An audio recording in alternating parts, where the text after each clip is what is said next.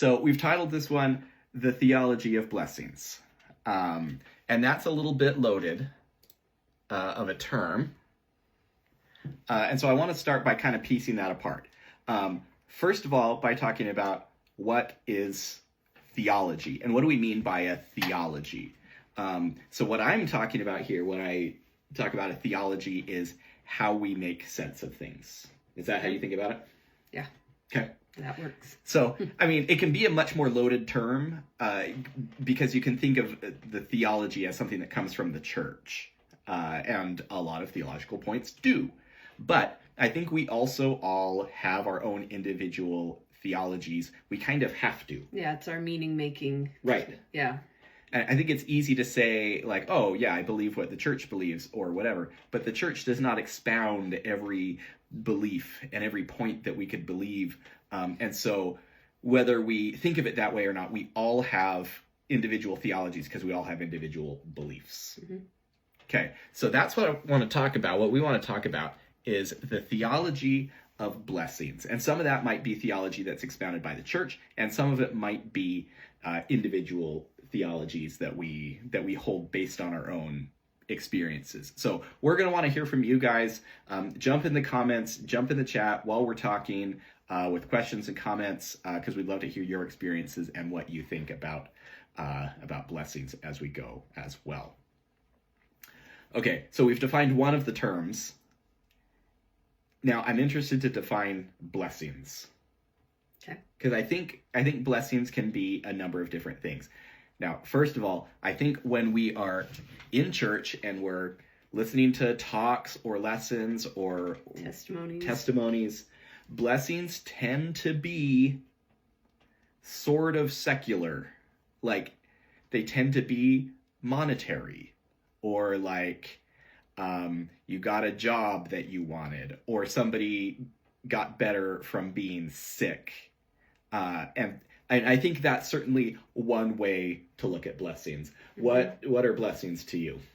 Yeah, I think that's how we hear them spoken of at church. Yeah. There's always I'm guilty of saying it in my prayers and, different things of... I don't think it's bad. I don't think you feel guilty. Well... necessarily. Yeah, whatever. But saying, like, we're so blessed to have our 4 kids. We're so blessed to have this house to live in, to have food to eat, stuff like that. Yep. There's a real, like, #blessed sort of vibe to so that. Yeah. Like, I don't love when it comes across that way. But yeah, I think that we equate blessings a lot with things that we've received because of hard work, because of privilege, because of generational wealth. I think that those things help us in our lives, and then we claim them as blessings. Yeah, I agree. And we're going to reference a few times the At Last She Said It book by Susan Hinckley and Cynthia Winward, which is fabulous, and they are wonderful, and we are blessed to call them our friends. How about that? Did I nail that one? But they got a whole chapter on blessings, and I really like some of the things that are being said in there. And I think Susan talks about something that you essentially just said, which is that saying I'm so blessed or we're so blessed has this vibe of saying I'm so lucky, but also I feel like I can take credit for some of it. Like I'm lucky, but also it's because I did stuff to earn it or qualify for it. And that's more of a vibe thing when people are talking. But I do think that's what we think of as blessings, are these kind of secular gifts from God. But here's where the whole thing gets interesting. We're already a few minutes in, but here's the point that I wanted to get to. Sometimes blessings come, and sometimes they don't. I feel like I need to just clarify one thing, because we're not talking about blessings that we give, laying hands on heads. Okay, like so that complicates it further, right? That's a different kind of blessing. Yes. Blessing of health or a blessing of comfort, or, so So maybe we need to even distinguish those two. So there's like saying a blessing on the food. Yeah. There's giving a blessing by the laying on of hands. The sacrament prayer is a blessing on that. Like, sure. And so here we're talking about blessings that come to us individually or maybe as a family from God. And we've defined it in the way that it's normally used. And let's come back to it later and let's maybe see if we can give it a better definition. Okay. But so here's what I want to say about blessings as we've defined them. Sometimes they come and sometimes they don't. And one person's sick child might be healed and somebody else's sick child might not. And one person might get a great job that they were praying for, and another person who was praying just as hard might not. And so this is where the idea of blessings gets really complicated to me, and where having a theology of blessings becomes very complicated, because the theology needs to be big enough to include everybody, not just our personal experience. And I think it's really easy to have an opinion about blessings when we're the one that has received them. You know, and you might say, yeah, I definitely, got this blessing from God because he loves me, because our heavenly parents love me. And that's why I received this. Where somebody who's in the same situation as you, who God also loves, may not be receiving the same blessing. And so that's why the theology of blessings is a complicated thing to me. Anything you want to add to that?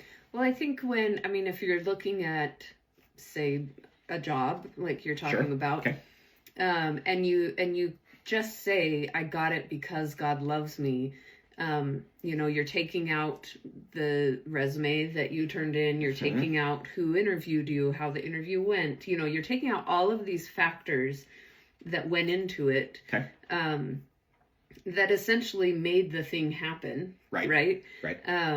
Whereas somebody else maybe had an interviewer that was prejudiced against them, or maybe they haven't had opportunities to have the same schooling because of generational wealth or privilege that they haven't had access to in their life. Or, there's any number of things that can prohibit somebody from receiving something, and it has zero to do with the love from God. Right? And so, I think that is where it is so harmful to turn everything into this blessing of this gift that you so lovingly received from God, when there is so much more at play. So you can pick apart, let's keep using this job situation. Let me just kind of parrot back what you said. You can pick apart, okay, so the person got the job that they were praying for. Did they get it because it was a blessing from God, or did they get it because they were qualified to get the job? And it doesn't mean that God did not intervene, but it doesn't mean that God did intervene either. Yeah. And my theology, the story I tell myself, the meaning making that I have, is that we are not chess pieces in God's hands. I don't think our heavenly parents are up there playing chess against each other saying, I'm going to give this person the job, I'm going to bless them in this way, because that seems so punitive and so unequal in giving love. And so I personally do not believe that God intervenes in that way to manipulate our lives. Interesting. That's where my theology sits. Yeah, super interesting. Dropping some truth bombs over here. some hot takes or cold takes or whatever. Because I think a lot of Latter-day Saints would disagree with you on that. And you just have to show up to testimony meeting to kind of get that. Now, so let's pick this apart. So it has to do a lot with, so using this job example, it has a lot to do with how we interpret meaning in things that happen. Okay, and so Rob Bell talks about this in his book. What book is that in? What we talk about when we talk about God? It's called something like that. I've just forgotten the name of the book. It's something along those lines. It's got a lot of words in it. It's an excellent book, incidentally. But he gives this example where somebody robs a house, and then they go running out of the house into the street, and they get immediately hit by a car. And I don't have a copy of the book. I'm not sure of my source if this is the exact quote from the book, but this is quite close. He says, "Some people would say, of course it was a sign from God. The man got what was coming to him. He reaped what he sowed. Others would insist it was simply chance. The man happened to run out just as the car was coming by." And so I think the lens that we view things through really affects the meaning that we make out of an incident. Like, and this one's, maybe a little bit exaggerated, but it really carves that out, right? If you believe above all else in a God that is just, then maybe you see the robber getting hit by the car as a very just act. It may have come from God. If you see God primarily as merciful, you may not see that same meaning in this situation. If you see God as fair or as compassionate or, any number of different things, you might get different things out of this scenario. And so I think in the job example as well, if the way that you understand God and the character of God is that our heavenly parents are very involved and are intervening in many cases, then you might see this as absolutely that came from God. Or you might see it as I was qualified for that job and I got it and I'm grateful. Yeah. But maybe you don't believe that God rearranged it, that God took that job away from a bunch of other people that applied for it and gave it to just you. Yeah.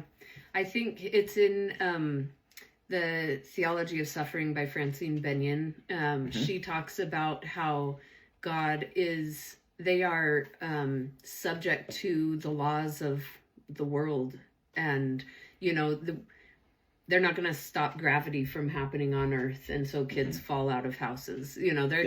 There are things that are just natural, and consequences of things. Running into a street is you run the risk of getting hit. You do. And so, I see that as just the person was dumb and ran into a street without looking and got hit. Yeah. And it was not God saying, "Wah, gotcha. You did a dumb thing. I'm going to hurt you," Well, and I would hope in that, using that example, I would hope there are not circumstances where God is harming people. Gaza.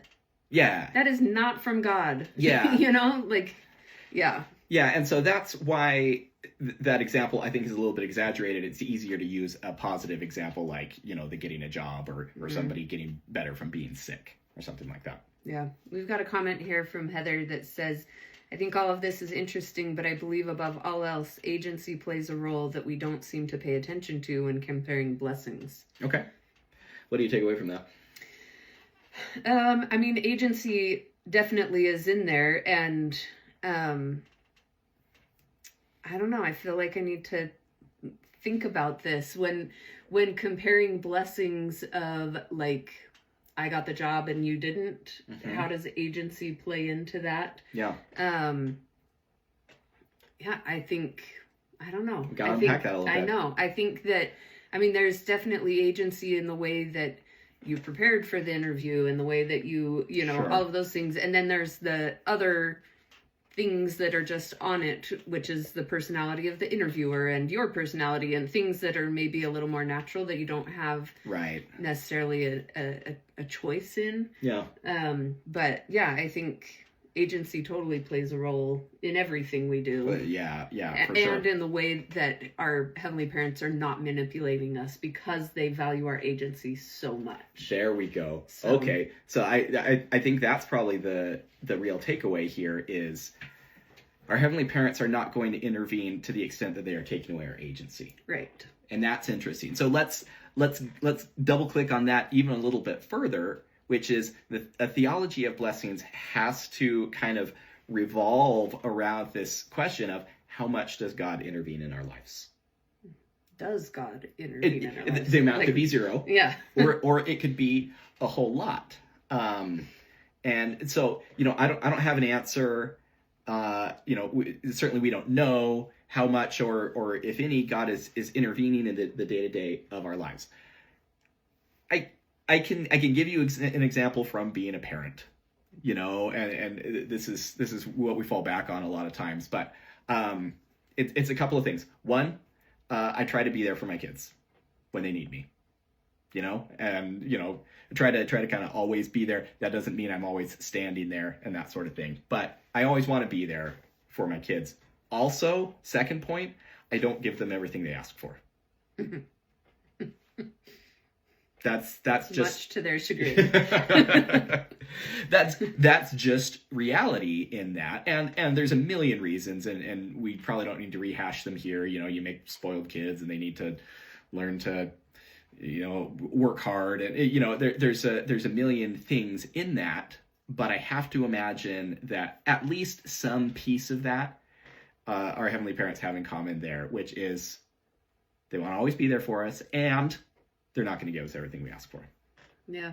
So one thing that I think is interesting, and I don't know if your brain went this way in thinking as you kind of prepared for this, but let's just talk a little bit about the prosperity gospel. Yeah, absolutely. Let's do it. Because it shows up a lot in the scriptures, that word prosperity. You'll have prosperity in the land. If you do these things, it seems very much you do A, you receive B. That's a very Book of Mormon prosper in the land and thing. Old Testament and, okay. Stuff like that. And there is very much a prosperity gospel that is taught that God wants us to be wealthy and God is going to give us money. You give $10, you'll get $1,000 back, or, whatever.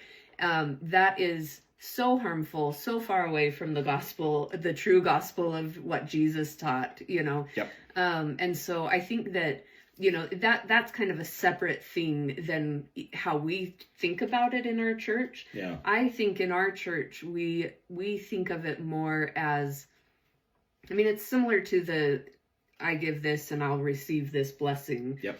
That's essentially tithing. Yeah. But I think. No, well, I was just going to say there's an example I think that Cynthia gives in this book, which is the exact same thing where she heard a missionary promise an investigator. Yeah. If you pay tithing, you'll be able to pay your mortgage. Yeah. Or something. Yeah. And without knowing any of their financial history, right. Or and obviously that's kind of a funny example. But it makes me think about myself as a missionary and what did I promise people? Yeah. And I probably promised them some very similar things that I was not in a position to be able to promise. Right. And so I think the way that we approach prosperity gospel is more of a righteousness, that if you are righteous, you will be blessed. Oh yeah. And so then when the world comes crashing down and life is hard and you are doing everything you can, you start to doubt your worth. You start to doubt if God actually loves you, if they are up there even caring one jot and tittle about you, like that. I think that is so harmful because our righteousness and the effort that we put into stuff never will diminish our worth. It will never change our worth. It doesn't add to it or take away from it. Our worth is just there. It's consistent. And so I don't think we explicitly teach in the church that if you are righteous and you do things, you will have monetary wealth. Right. Okay. A lot of that happens. I think that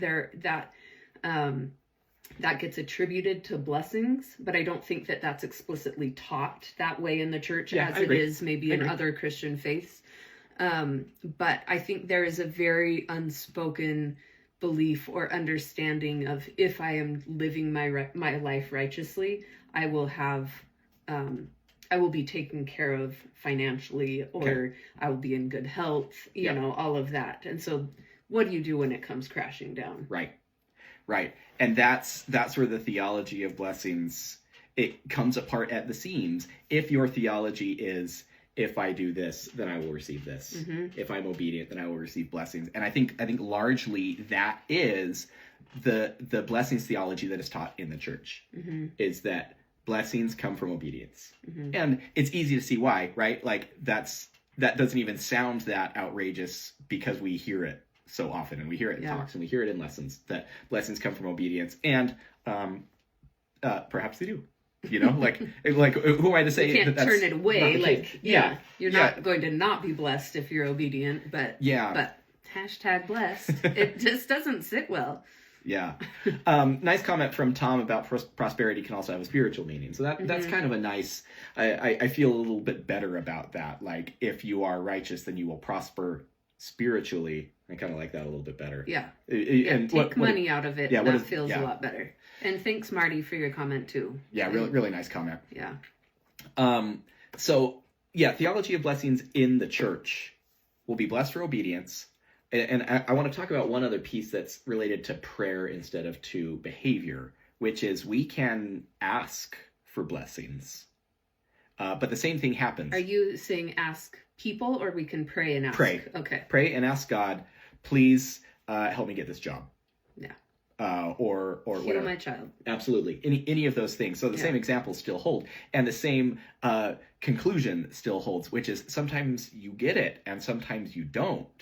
And I actually do think we have some theology around that, because we know that sometimes when we pray and ask for something, the answer will be no. Mm-hmm. And that's a very common thing. Or no answer comes. Or no answer comes. So we've kind of got that one tackled a little bit. And I think also of that talk, it was actually 2 different talks, I think, in General Conference with this idea of, but if not. Mm-hmm. You remember Daniel and his compadres they're being thrown into the fire, mm-hmm. and they say, well, God will save us, but if not, then, we still have faith. And we're still moving forward. So I think we're fairly comfortable with the idea that sometimes prayers get answered and sometimes they don't. Mm-hmm. But ultimately that still ends up being unsatisfying when somebody's prayers get answered and somebody's prayers don't. Mm-hmm. And I still think that's a very challenging concept here. This person prayed for the job and they got it, and this person prayed for the job and they didn't. Yeah. And so I don't know. I have a very vulnerable and tender example of that. Okay. When we lived in Washington State, my dad had cancer and had a specific gene mutation type of lung cancer. And there was a woman in our stake that we were friends with. Our husbands worked together.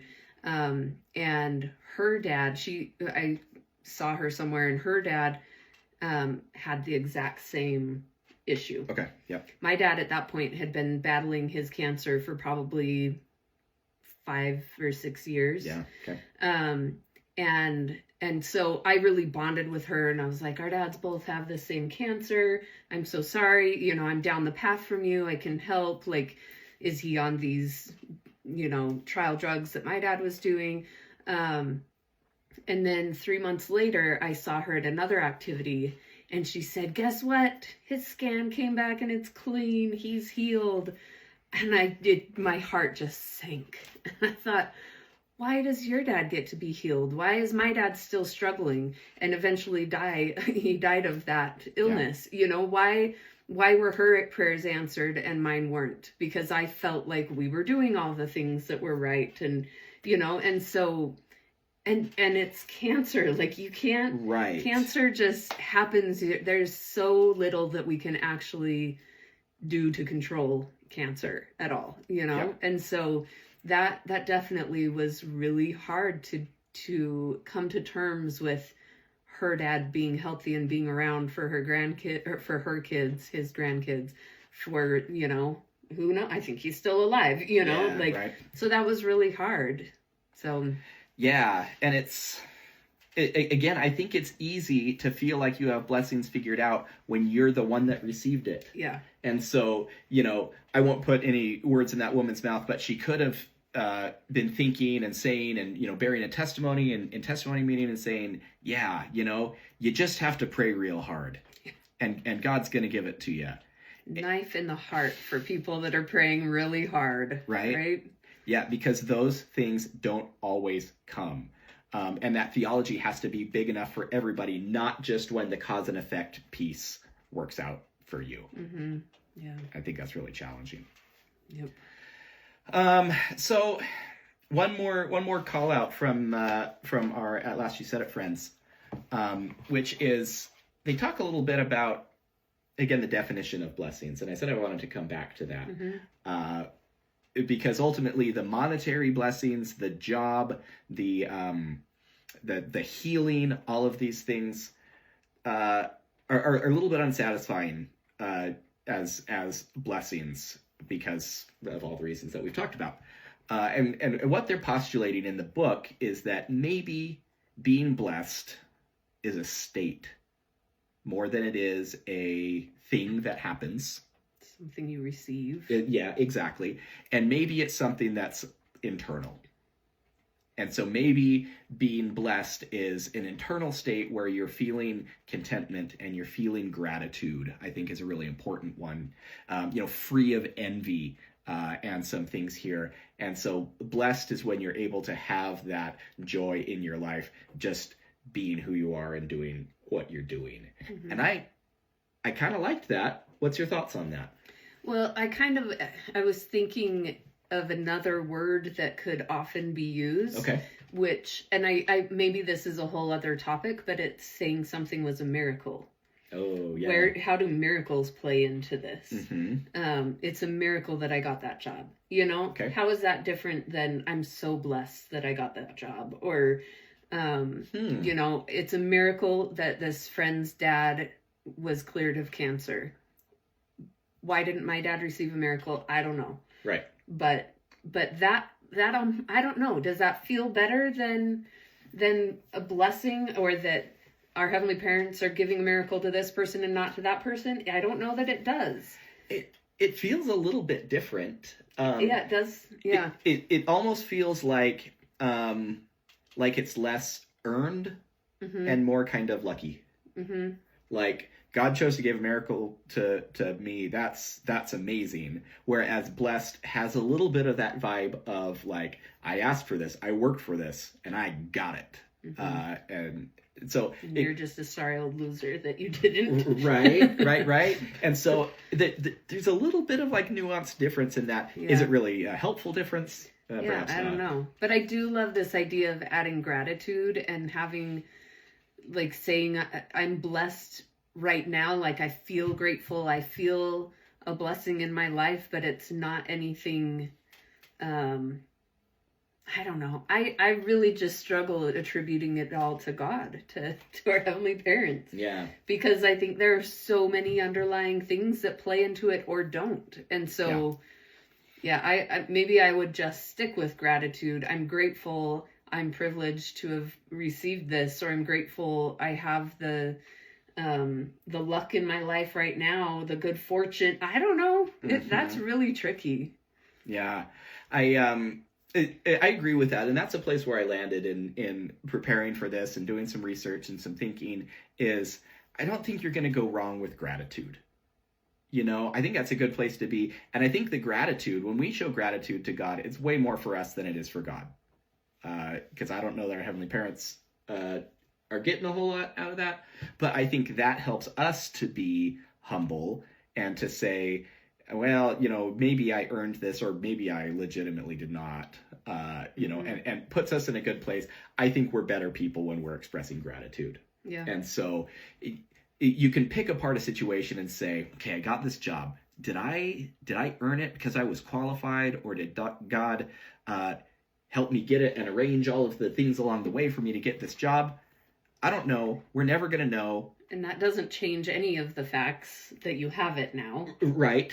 And you can still be grateful. Mm-hmm. And I think that's a good place to land. Is we don't know what's a blessing or what's not, generally, but we can still be grateful for it. Yeah. We've got 2 comments here. It's funny because miracles are actually meant to be created by us, aligned with divine will. God doesn't choose to give a miracle. So that's, I think that's an interesting take on it. Absolutely. And she agrees that attributing things to heavenly parents is problematic. Yeah. So again, to make space for everybody in this, there's a lot of theologies that you can have around blessings. We voiced some thoughts. Maybe your take based on your own experiences is that God is very involved, moving pieces around in our lives and setting things up. I think that's a legitimate belief to have. Yeah, that works for people. Yeah, absolutely. And if that helps you be a better person, if that helps you, then that's a great thing. If it helps you to think about it entirely the other way, then do that too. And I think we can still, like I said, be grateful. Yeah, and I think that one thing with this gratitude aspect is we should always have, everything I think should lead us to empathy for other people. And so if I'm grateful that I got a job, I am going to realize and recognize that maybe 5 other people lost that job, didn't get the job offered to them. And so that leads me to have empathy. And now that I have a job, which is, another place of privilege, another, thing that I have in my life, what can I do to bless other people's lives? Oh, that's nice. So I think that it's kind of a circle of behavior when you have gratitude, when you realize that you have received something, whether it is a job or health or monetary wealth or, whatever it is. Yeah. How can you turn that outward instead of, compiling it or hoarding it or, whatever. So I think that's also something to keep in mind. Yeah, I love that. And maybe that's the closing thought right there is, we can think about blessings in a very self-centered sort of way. Mm-hmm. God wanted me to have this. God wanted me to have this. And especially when it comes down to, I think I earned this or qualified for this. But the common humanity still exists. And the common kinship with all our fellow children of God, which is everybody, still exists. So I love that idea of turning it outward. Yeah. Awesome.